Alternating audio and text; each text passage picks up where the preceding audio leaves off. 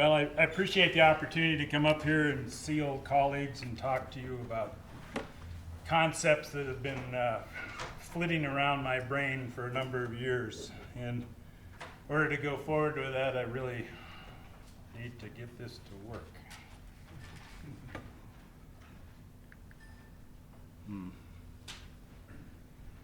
There's some trick here.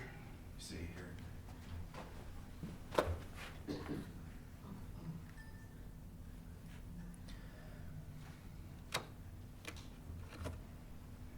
It's not in there. It's on the laptop. I can go this. There you go. Well, as Don had mentioned, it all starts back to Alta, where I showed up at the age of 18 or 19 and got on the Pro Patrol. And what a wonderful thing. They give you a red avalanche cord that we've heard so much about with the little arrows that point the right direction to get you out. They give you a pack full of Tetratol bombs and $125 a month, and you can stay in the bunkhouse, and they give you these artillery things to play with. So that sort of started the theme of my life, and I continued to work on in different places where I got to have different kinds of guns and keep shooting them. And of course, when you got guns to shoot at the mountains, and the mountains have lots of snowfall, you get to see big avalanches, right? And so all that works pretty good for the most part. I'll go through just a real quick background. You've heard snow safety director stuff. I just want to give you a sort of a framework for where my comments are coming from. I've been consultant to Alyeska Pipeline for a number of years. Ran a lot of different projects like this one up at Adigan Pass in the Brooks Range in the Arctic. Been around the railroad for a while. Done a few other projects around Alaska, including starting and operating Chugach powder guides for a number of years. And have more recently been involved with Ted Steiner on the BNSF railway program here in Montana. And the one thing I learned along the way is, 99.9% of the time everything goes well and it goes right. But sometimes it doesn't, and Liam's alluded to that earlier. This is one of the ones. Liam actually had a similar picture. I remember the beer truck on top of Alta Lodge, that particular avalanche cycle. And Liam also alluded to the fact that it's sort of important to be a little bit humble about how much you know, and about the time you start getting cocky and thinking you know everything and you start pushing the boundaries, well, these avalanches have a way of turning things around. That happens to be where a big avalanche came down. There's a few cars missing in that train, like 13 of them, and I tell you, there's nothing more humbling than having to pick up 13 railway cars and 500 tons of lumber by hand during the summer. You get to spend all summer thinking about avalanches while you're picking up the sticks. So I want to go over just some discussion points. I'm going to move fairly quickly through this. So I'm assuming the thematic theme of what would I want to know as a 25-year-old rookie. I'm going to carry that through on some things that I've learned about. Some of them are technical, some of them are not.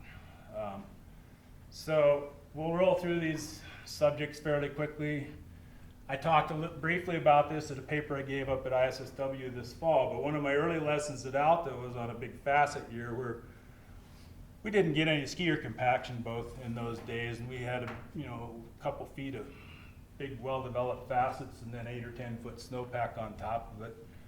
And I came out here on a route and was standing right there, came around this corner and stopped right on that little flat spot, and the whole entire world and this entire basin settled on me. Dropped about 6 to 8 inches vertically. It dropped so far that the cracks in the snow were blowing air out of them.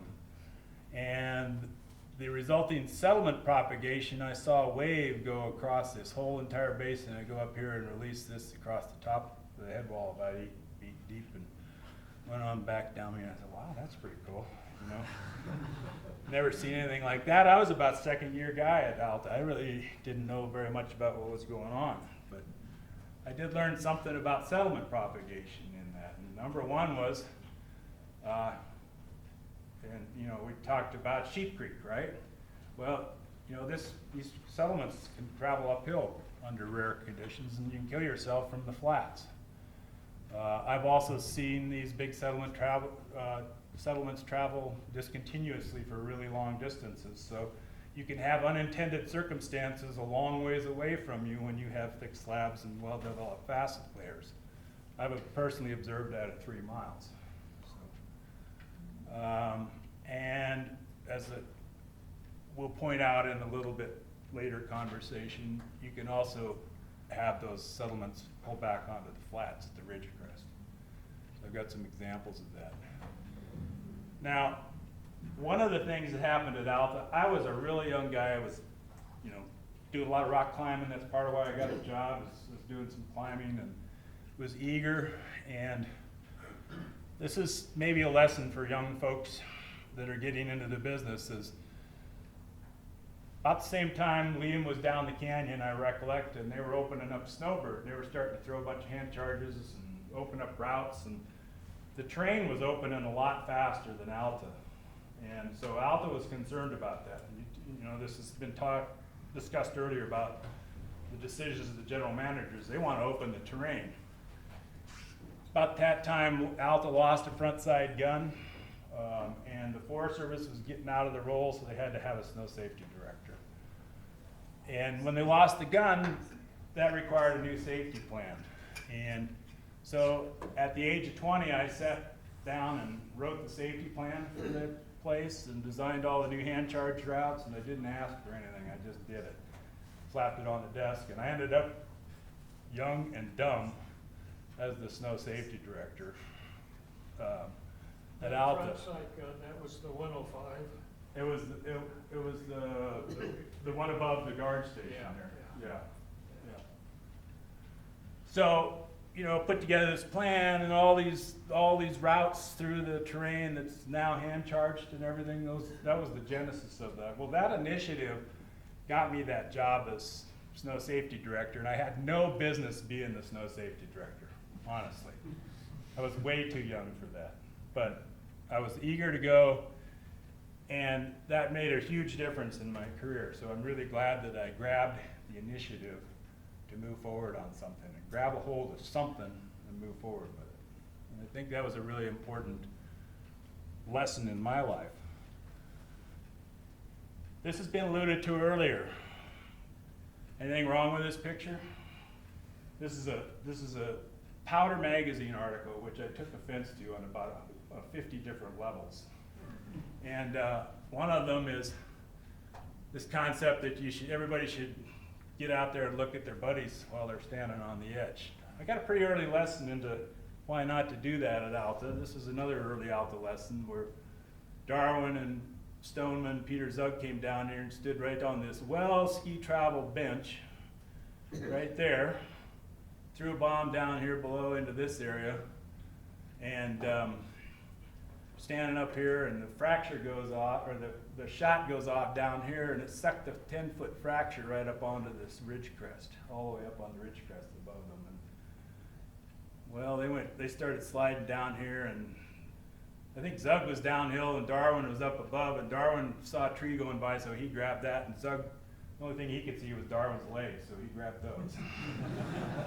And they ended up in the dirt behind the slide, fortunately, because it went on down about 1,500 vertical. So that, again, was an early Alta lesson about stuff pulling back to the ridge. And as if we didn't learn that lesson well enough, and that's sort of over in this area. It's very similar to this fracture, except it went all the way up to the ridge crest. This is a little later fracture picture from Alta. As if that wasn't enough, lessons. So I coached people in this. I coached the heli ski guides and Chugach powder guides.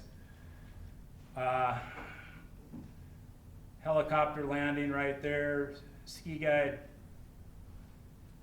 skis down this ridge, hits the flats, triggers this slide. Fortunately, he's far enough out on the slide, on this little ridge here, he didn't get hit by this little pocket. The whole party of guides and clients is sitting up here on this bench. big fracture ensues. But unfortunately, they're all standing here on this 14-degree slope looking down the hill. And fracture sucked up and took them all off, 4 of them. And the good part was it was 1,400 vertical, a nice clean run out. So they all ended up on top and everything was okay. But I can tell you there are so many examples. The Honeycomb Cliffs incident in the late 70s at Solitude. There are so many examples of fracture lines pulling back uphill farther than you think they should because you've never seen it before. So this has been alluded to a few times by others, but I just wanted to reinforce that because it's been a big part of my personal experience is standing in the right place when you're hucking the bombs.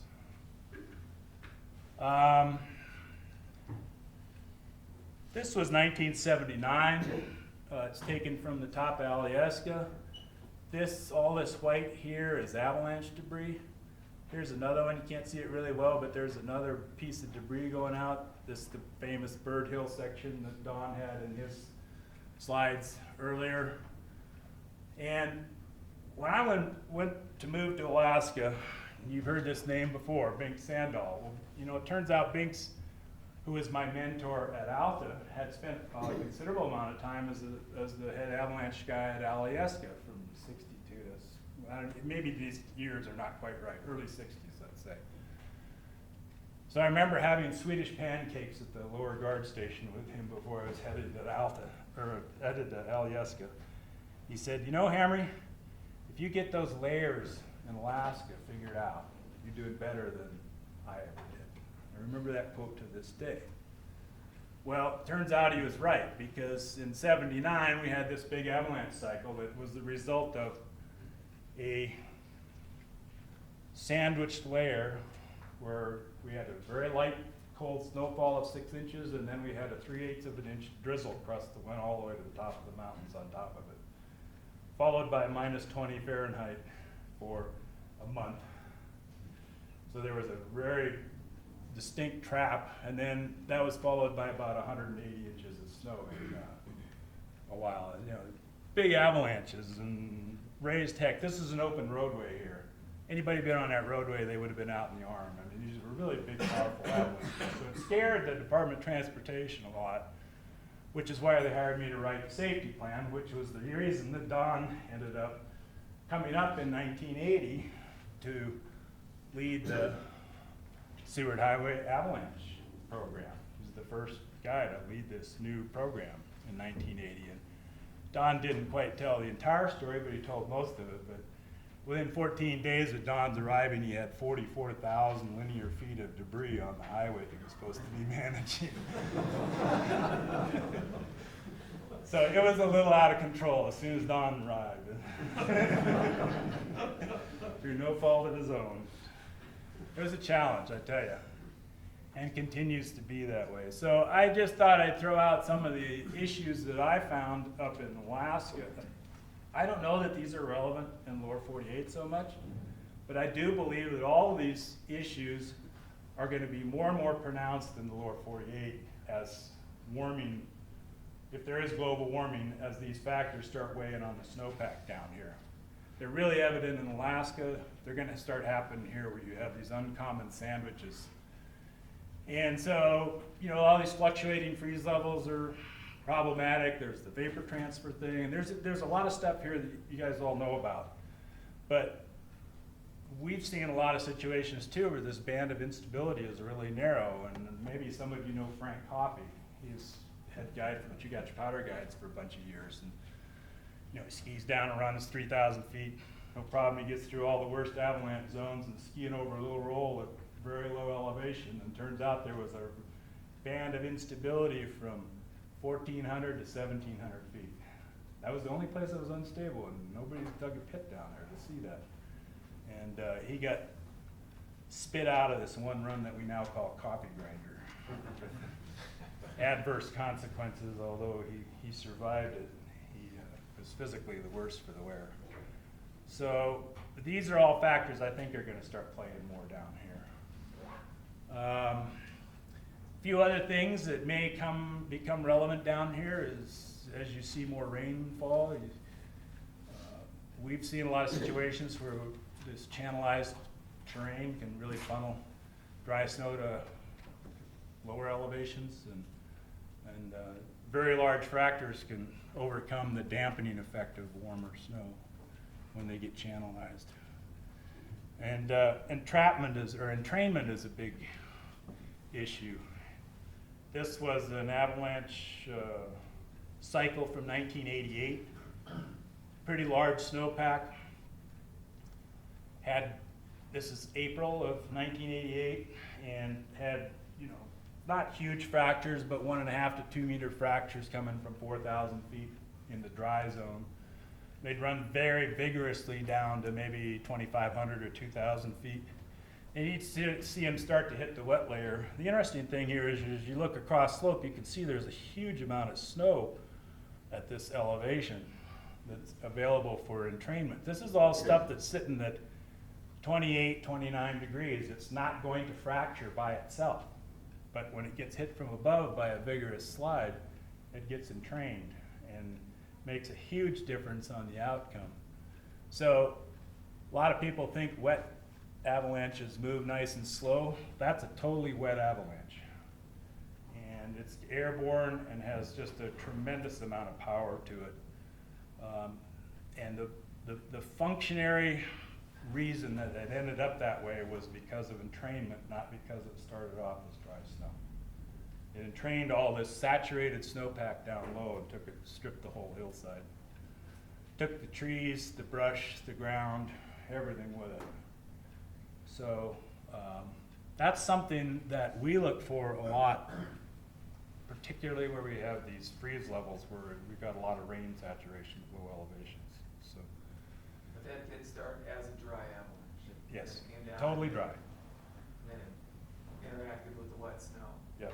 But So by the time it comes to a stop, you classify that as a wet avalanche. yeah, there is not a dry hunk of material left. Yeah. It's so totally saturated snow when it comes to rest. And I don't know how you'd really classify that. It's got 4,000 vertical feet to work with too. Yeah. So. Again, I'm going to talk more about wet because I don't think a lot of folks here get to deal a lot with wet snowpacks, and some of you've probably seen this stuff from different talks and different authors, but basically free water in the snowpack goes down through these nodes, it forms percolation channels. If there's a layer, an impermeable layer, it can penetrate that layer and it won't penetrate that layer, and it starts moving laterally along the snowpack. And that can be really problematic. My first intro into dealing with wet slabs was in the Brooks Range, 1980. And the interesting thing about the Brooks Range is it's a very continental snowpack. The wind blows all winter. It's very cold. It averages -20 to -30 Fahrenheit all winter. In fact, it was astonishing to me, but I measured a ground snow interface temperature June 1st of -10 C. So what happens in the Brooks Range is the warming comes from the top and goes down in the snowpack, as it does everywhere else, but you're dealing with a basal layer that's still cold. So you have a warm slab on top of cold facets. And that's a real big problem to deal with. Pretty rotten snowpack too in the Brooks Range because it's very shallow all winter. So. And you'd have these situations where, because the snowpack's really shallow and there's been a lot of sun, you look up the mountain and there's lots of rock showing. You don't think this thing can do very much. Shoot a shot up there and it just trickles a little trickle. This was really symptomatic. But down here, down in the lower part, there's a lot more snowpack. There's 6 or 8 feet in these channels down below because it's been blowing around all winter. So once the slide gets down into the gullies, it starts entraining more snow and just gouging out. And right here, you're sort of wondering whether you're in the right position to be taking these shots or not. About ready to move fast somewhere. Another project we had was on Terra Lake Hydro Project. Had 400 workers, and they're building these intake portals for water for hydro project. So huge snowpack, Kodiak Island, had a hard ice lens in it, so I'm thinking about all this previous thing, you know, snow nodes and water percolation things that I've heard about at ISSW. The really good thing about dam projects is they have lots of explosives. So this ISSW paper was a real catalyst for how we treated this. We waited a couple weeks for this saturated layer, this ice lens to develop. We'd see the snowpack as being damp, and then the ice lens was wet. So how can you get a wet, you know, how can you get a damp snowpack and a wet ice lens underneath it? You have to have those percolation channels I've talked to. So here's the intake portals down here, right down in that hole. You got people running in and out of there 24/7. Hundreds of people exposed, and this hanging wet slab sticking above it, and you can actually see a shot hole. So we rounded up 1,000, bad picture, we rounded up maybe 1,000 pounds in powder and a det cord, bunch of sleds and stuff, and just spent all day putting these bombs together and go boom. Interesting thing here is it fractured on the warmer side where it got more sun, but over here it didn't fracture where it's just a little bit colder, it just wasn't quite ready. So the wet slabs really have to be at a certain point to propagate where there's still enough strength to propagate the fracture, but it's weak enough to interact with the cold layer, or the ice lens. Of course, we buried the portal with a bunch of snow, and the next day we got our walking papers. So I really thought I was onto something here. And so the subsequent years I'd go out and set up these big shots like this, and really didn't get much action. You know? Thought I had it all solved. The only thing I got was sometimes I'd get like a missing bomb. That one didn't go off for some reason. So I'd have to go fetch that. And you know, I think a lot of it really is timing. We just didn't quite have the timing right. I threw slush flows in because most of you have probably not heard of these creatures, and I thought it might be interesting to talk about slush flows because I had some experience with it. If you go up to the Brooks Range in the springtime, the sun is down, and all of a sudden the sun's up. It's above the horizon 24 hours a day. Temperatures come up real quick. You've got these big mountainsides that have very shallow snowpack, lots of rocks sticking out. They warm up really quickly. All that water comes pouring down into these deep, narrow gullies that have 4 or 5 meters of wind-blown, tightly packed snow in them, and have been very, very cold all winter. So the gullies won't transmit the water easily. It backs up into these little channelized. You can see on the surface of the snow, you can see this water. But the snow in this gully is 5 meters deep, so there's really, this isn't just what you would consider wet snow, saturated wet snow. This is thorough, the density is 98% or 95% on this. It's thoroughly saturated snow. And if it gets loaded up enough, the water backs up enough, then it releases catastrophically with a fracture line. And it turns this bottom of the gully into a lobate, you know, like a teardrop shaped lobate. It's basically a teardrop, a giant teardrop. These gullies will be 3 or 4 miles long, some of them. The fracture is about 15 degrees right there. So not where you would be ordinarily looking for a fracture. And this teardrop will go tearing down the gullies at up to 70 miles an hour. And it'll hold that shape across drop-offs. It just holds that shape because it's not water. It's some other kind of material because it's got the snowflakes in it as well. It's got snow and water at the same time. So these, you can tell how fast they go because you can take the super elevation. I actually have observed one of them, so I know they go really fast, but I didn't get pictures of it. But you can get the super elevation on these corners from the outside track to the inside track, so you know how fast, how much the curve is, and you can calculate what the velocity was on the curve. So that's how we know that they go up 70 miles an hour.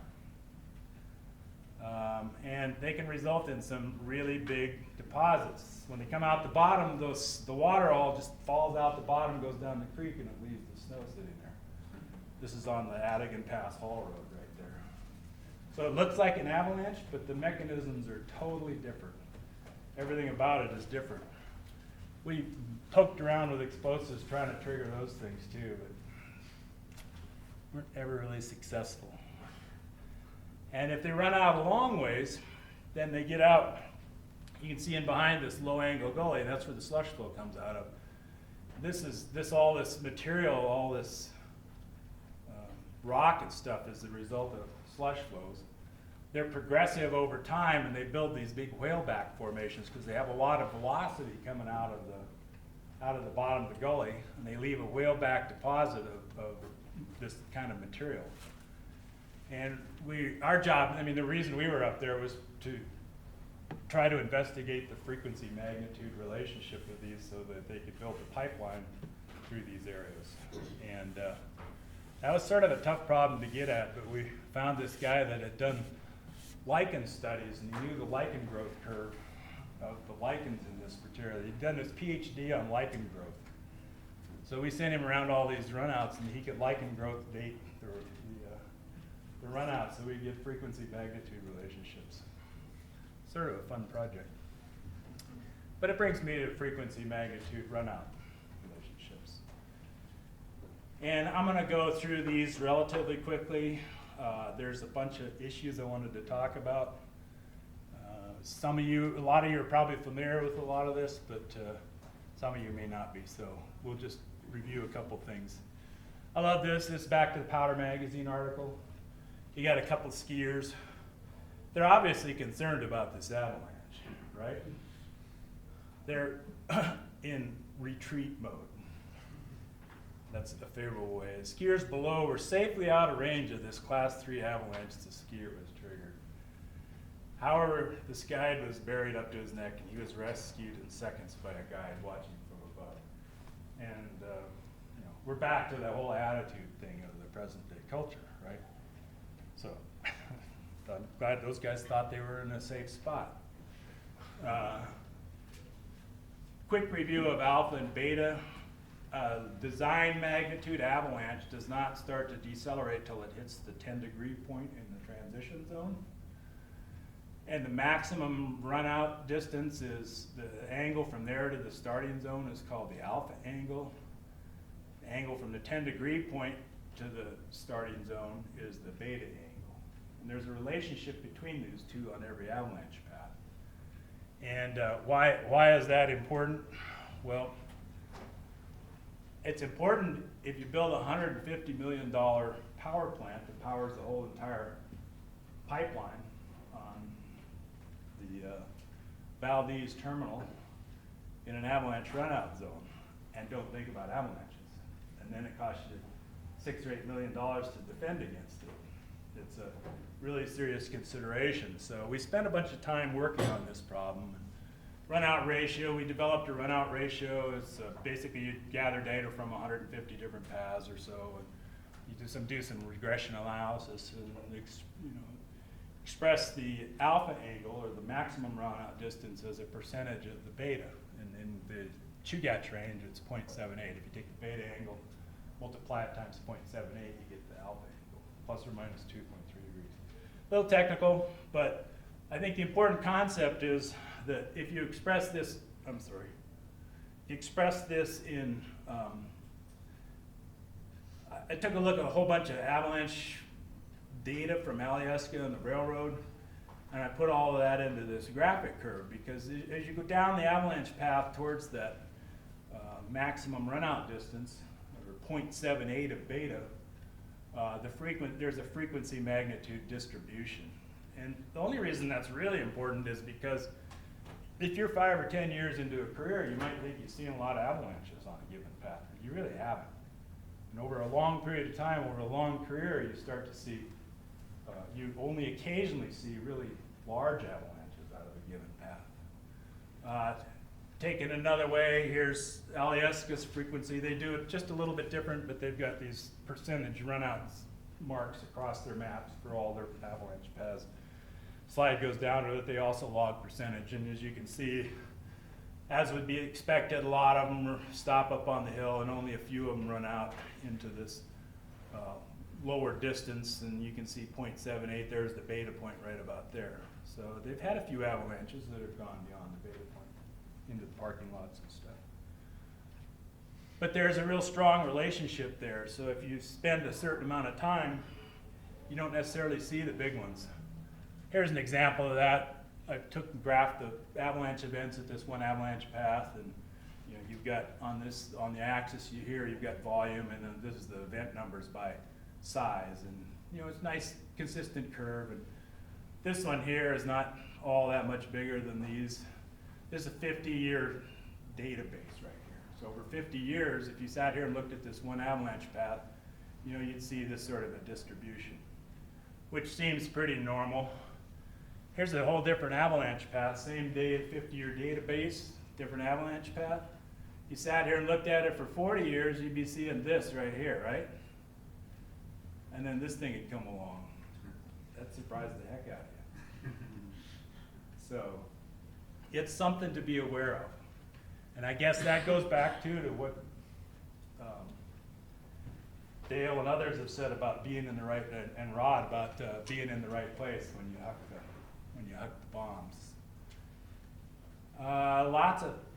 Lots of times you don't think about what a really big avalanche is going to do, or how it's going to be influenced by the terrain down below it in the runout. And here's an example: North Face Alyeska, the so-called Zug slide. Peter Zug and I were up on the ridge. Skiing down the ridge, I went left around the rock, he went right, and that was not the right direction to go around the rock. Fortunately, he skied out of the trigger. It was on a flat slope. Back to the flat slope thing, it was right on the ridge crest, 10-degree angle, propagated over the edge. Kicked out about a 16-foot deep fracture on this face, and ordinarily there's a huge feature down under here that's a back slope. It goes back uphill about 100 vertical feet, and almost if you sat there 10 years, you'd see everything get arrested on that back slope and stop on that back slope because it's so big. This event didn't get arrested on that back slope. This event got launched straight up into the air 500 vertical feet by the back slope because it had so much volume and so much velocity going into it. When it did that, it ingested air into the system, which lowered the friction coefficient of that moving avalanche and literally blew out the slide at the bottom. And I want to say, I was 15, 20 years into my career by this point, and I was pretty darn impressed by this. Especially when I went back to look at what was, from my perspective on the ridge, all these little popping sounds going on. Skier triggered.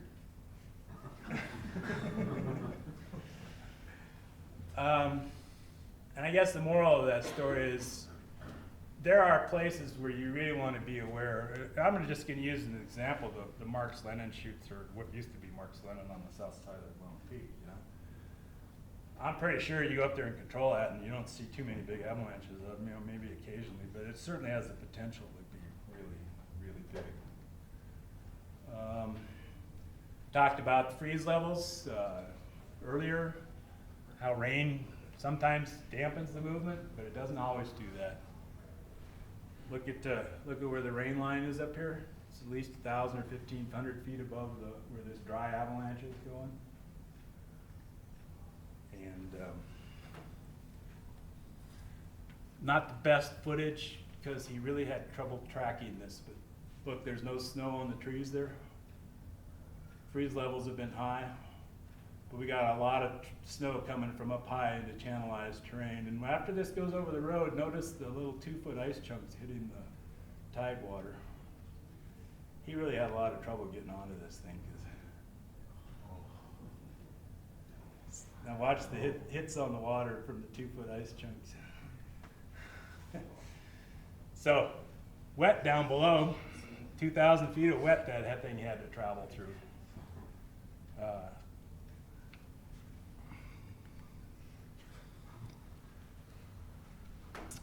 Talked a little bit about new programs. I've had the luck or fortune to start a bunch of different new programs. And there's a few things I've learned about that may be handy in the things that you guys do.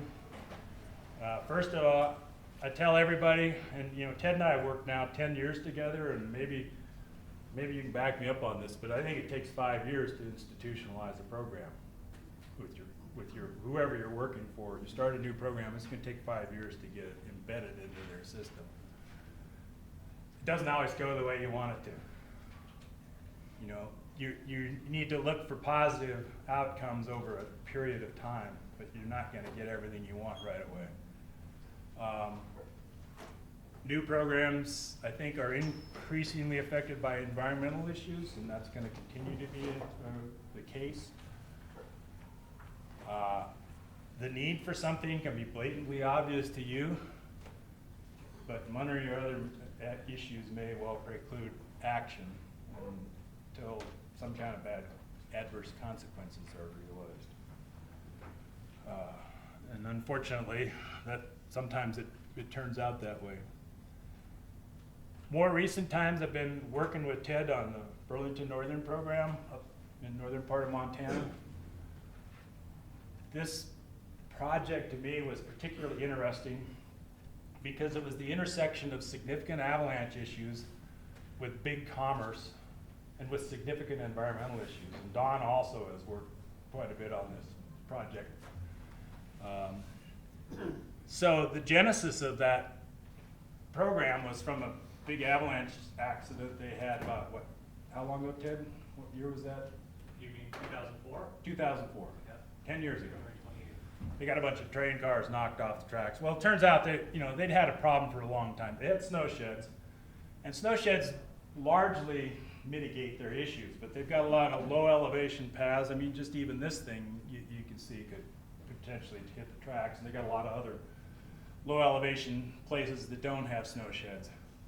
This is 1979. Don had a picture from 79 of the bridge at Snowslide Gulch. Goat Lick. Wrong state. So it was interesting to me that, this problem's been going on for a long time. And, here we see the road's pretty well buried there. And of course, the road doesn't have an avalanche program either. But BN does now, and they're making a commitment to try to mitigate this issue. It's largely with forecasting because of the way it turned out with environmental issues and a number of other significant issues. But forecasting and closures can really help reduce the risk. And so that's that was the outcome. It wasn't maybe the most desirable outcome. Different people would argue that snow sheds are the best outcome, but they're also the most expensive one. And other people would argue that explosives should be used, but it's a national park. So the environmental issues are really significant. So, therein lies an effort to try to balance all of that out. And Ted does a great job of balancing it out, but I know he's got a lot of times where it's pretty darn sweaty because they haul a lot of traffic through there. Sort of like the little Cottonwood Canyon of railroads, you might say. The interesting thing in perspectives of time is this is the 1979 picture of the Shed 5-6 area. You can see big slides come over Shed 6. You can see it's put a bunch of debris down in there. And, it's not, like is this burnout? No, it's a little bit further down, but that's Shed 4. Shed 4, okay. Well, you take a snapshot from 79 and then you look at it today. And there's a huge difference in the growth of the timber. And Shed 6, you can't really see too well around the corner. There's almost no problem anymore. You sort of look at it and go, well, why do they even have a shed here?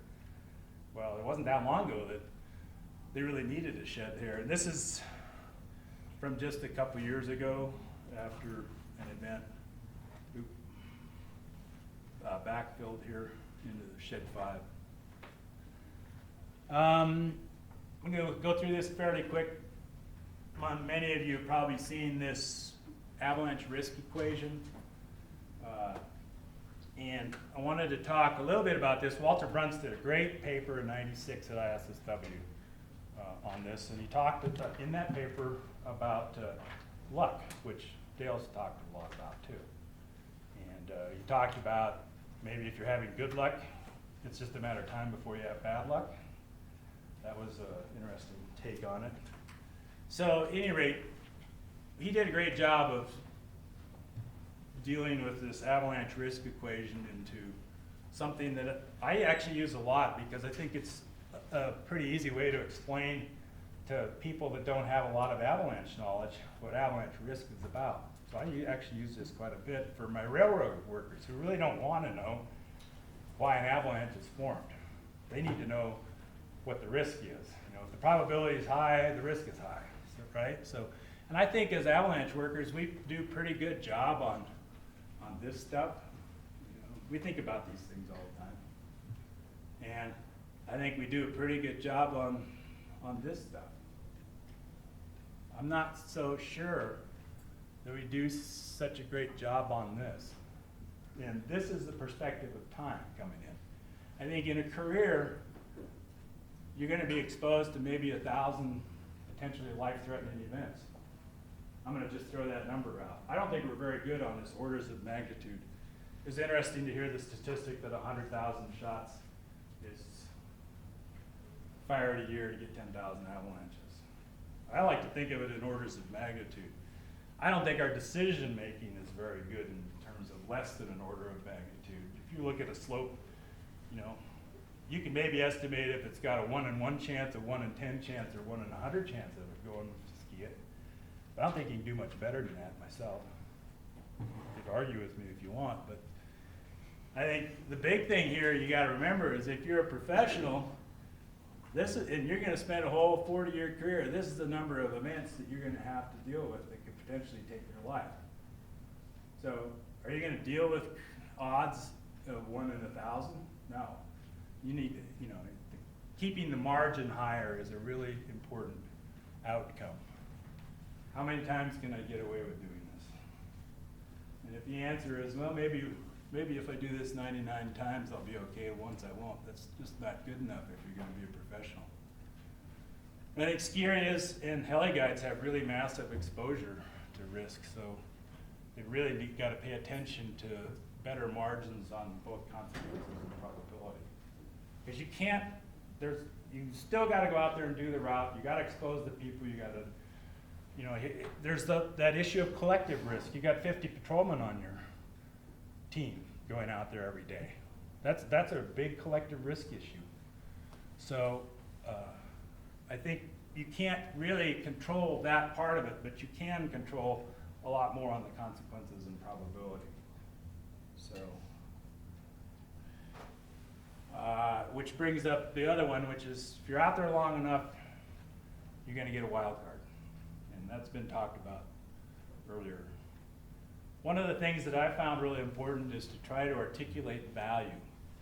And by that I mean, what is the value to your client, your employer, your client, whatever. What is it that's important to them? And then finding a way of quantifying how you're addressing that value in terms of safety. And I say look into the future and develop data today that can be used to quantify value in the future. Carl and I have had a conversation about that with respect to the avalanche centers. Wouldn't it be great for the avalanche centers if there was a database from the 70s or 80s about how many people were in the backcountry exposed for how long to avalanches? And the time perspective of how that's changed to now. Because I think you could easily make the case that the avalanche centers have significantly reduced the effect of avalanches onto the public. But you can't make that case without the 80s baseline. So now there's an effort right now to do some tracking to sort of articulate. Jordy's working on that, and I think that's a great effort. You're working on that too, right, Carl? Or he is. He is, yeah. But going forward, you know, we can maybe use this data to better quantify where we're going to be and why the centers are providing value. Financial resources are limited, and really avalanches don't have a good place at the resource table. Sort of a secondary concern to a lot of people. They only deal with it, a lot of managers only deal with it because they have to, they can't dodge it. It's put master apprentice, really it's more like mentor. This is really important. Lots of the other folks today have alluded to this. I had my mentors, Bink Sandall being the primary one, but also Ed LaChapelle and Ron Perla both were at Alta my first year there and very influential. I worked with Ed on a number of different projects over the years, and he really helped my thinking processes a lot. If you're one of these mentors, you need to find some guys there to help. And if you're one of these, you need to find somebody here. This is really, really important.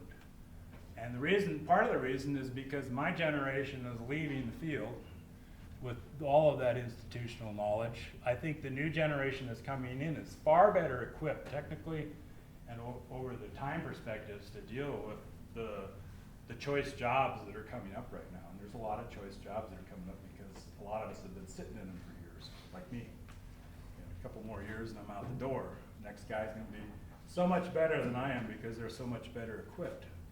But I'm spending a lot of time with an heir apparent to work on this relationship and make sure that they have all the tools. And you know, going forward, I mean, avalanche workers tend to stay put, they don't move around. I've been fortunate to move around quite a bit. And one thing I learned in that whole process is that you know, the good relationships last. And you know, the colleagues that I've had are so important to me, and that all of the people that have spoken today have been colleagues over the years, and it's been so important in my life. But I've also had some bad relationships here and there, and those have plagued me. And I wish I could have found a way to avoid them being bad. So there's a lot of strong personalities that's tied together. But what I learned was that, you know, you need a sandbox. I don't care where you are in your career, everybody needs a little sandbox to play in. And don't go messing with somebody else's sandbox. They ask them to. And then wild cards. I've had wild cards happen to me every year for 40 years. Something I didn't see coming. And that's, you know, from a snow perspective, it's, you know, explosives resistance. We had a big cycle. We actually lost a guy. Don wasn't quite correct because we did lose one guy. We lost a railroad worker who was working on the highway clearing a slide. And we put in 50 shots, big heli bomb shots over a big area that day. We've done multiple different elevations, heli bombing. We put 7 or 8 shots in this big path they were going to have to work under all day, and there was 4 dozers in there working. And for whatever reason, I say sudden awakening, maybe it's the solar tables, who knows? As Liam says, it's maybe as good an explanation as any. I don't know, but the slide came down with no apparent loading or no warming or anything else. It just got him there. And we found out later that that particular snowpack was just really resistant to explosives. We put in, like 6 days after the storm ended, we put in 8-10 ANFO shots in a path, trying to get it to, you know, 50-pound ANFO shots to get it to move. Did get nothing. Go to sleep, get a call at 3 o'clock in the morning. Oh, that whole thing slid to the ground. I don't get it. Well, it was just resistant to explosives for whatever reason. I can't explain it. It just was. So it was a wild card. Warmed up deep slabs are another one. I said something about this earlier, but those D4s and D5s behave a lot differently than you might expect. So you got big paths to deal with, you want to watch for that. And we've talked about uncertainty quite a bit today. So I think it's really important to resolve uncertainty. If you are feeling uncertainty, then you should do something to feel more certain. You got that nagging little feeling, Liam alluded to this earlier, you're a little uncertain, then you need to do something to resolve it. I talked about the entrainment factor earlier. That's all I've got. If you got any questions.